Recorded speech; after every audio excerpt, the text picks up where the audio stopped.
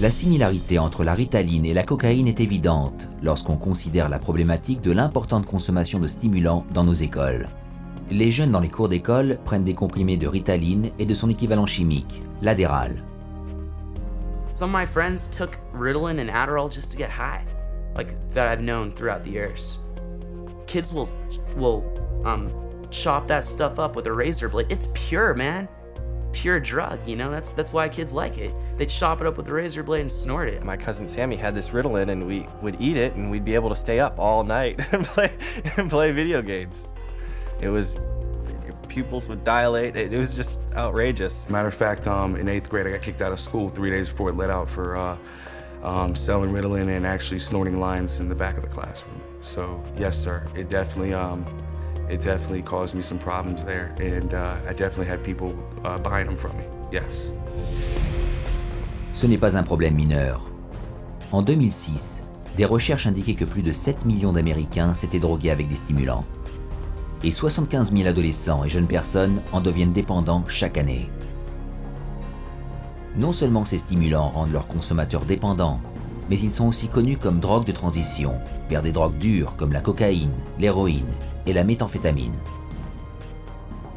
When you provide drugs in the manner in which most of our children are being provided drugs at an early age in life, only prepares that child to be on more drugs as they get older. Pourtant, dans plusieurs revues récentes, les psychiatres encourageaient des enfants étiquetés comme atteints de THADA à prendre ces stimulants dans le but de réduire leur dépendance future à la cocaïne et à d'autres drogues dures.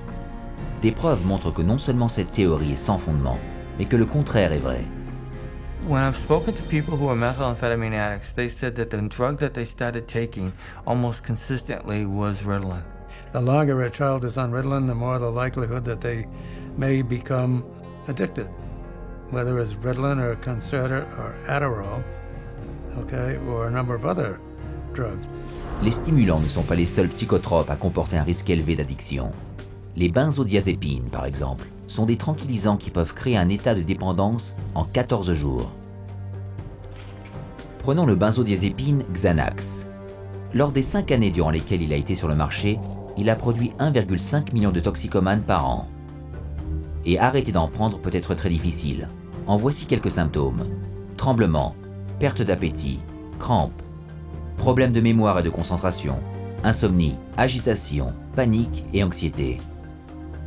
Some of the psych medicines, particularly the benzodiazepines, are some of the most addictive drugs there are in terms of the persistent withdrawal anxiety that these drugs cause. I have been in the position of having to withdraw a number of people from benzodiazepines that I didn't put on them, obviously.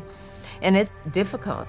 It's really difficult. Prescription benzodiazepines, I think, are much more dangerous and much harder to come off of for the patient than the street drugs are. Mais ceux qui réussissent à arrêter vous diront que les benzodiazépines ne représentent pas la seule classe de psychotropes qu'il est extrêmement difficile d'arrêter. I had about a 10-year time frame in my life where I abused both street drugs and prescription drugs. And the drugs that were the hardest to come off of, in my opinion, were the psychiatric medications. And I mean worse to come off of than a drug like heroin. Withdrawal symptoms from the psychiatric drugs just made my mind go crazy. I couldn't think. I couldn't form coherent thoughts whatsoever. It was racing. I had highs and lows, ups and downs, hot and cold sweats. I went through seizures. I was sweating with night sweats so bad I was wetting my bed just with sweat. I had tremors really bad. I mean, I joked that I looked like I had the end stages of Parkinson's disease, but you couldn't even hold me still when I was going through withdrawals. My legs would shake, I couldn't sleep. No one in the world should have to go through what I went through, in my opinion, and I wouldn't wish it on my worst enemy. Même les nouveau-nés, dont la mère prenait des psychotropes alors qu'elle était enceinte, peuvent être en manque.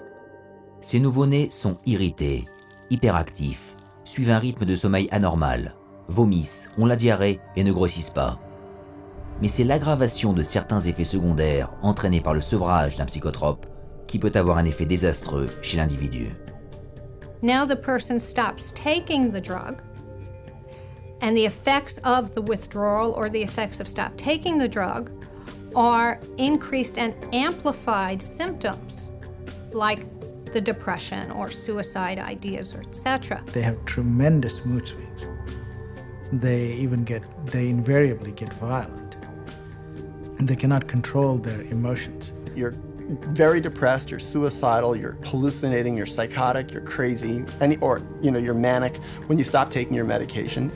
C'est pourquoi le sevrage d'antidépresseurs SSRI en particulier, s'il est mal fait, déclenche des sautes d'humeur et une colère incontrôlable, ce qui a constitué un facteur primordial dans les récentes folies meurtrières.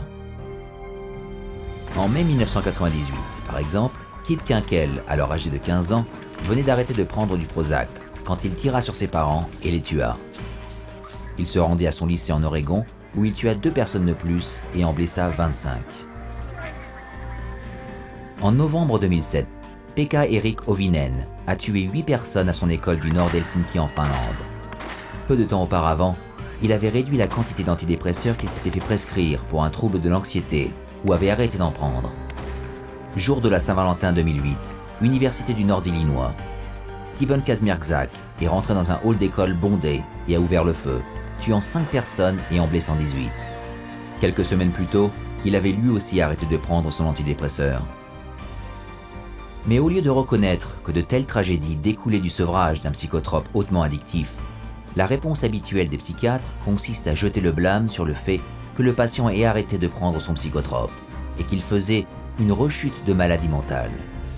When a psychiatrist says that, well, the reason why they're feeling that way when they get off the drug is because, see, that shows you how bad they really need the drug. Here's the deal. There's no way that that's true. The reality is, when they stop the drug, they get depressed or they have withdrawal effects of various types.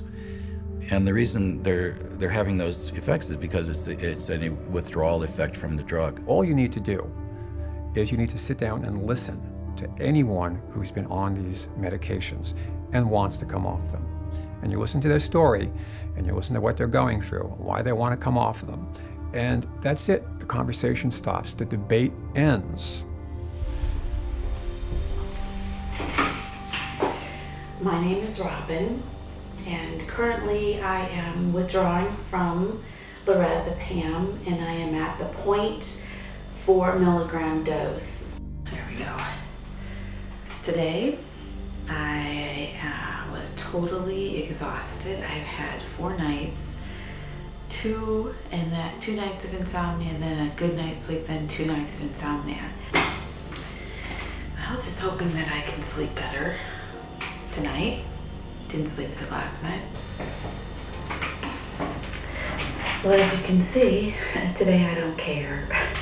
I did not get ready, and my wave went down. I'm down in the valley today.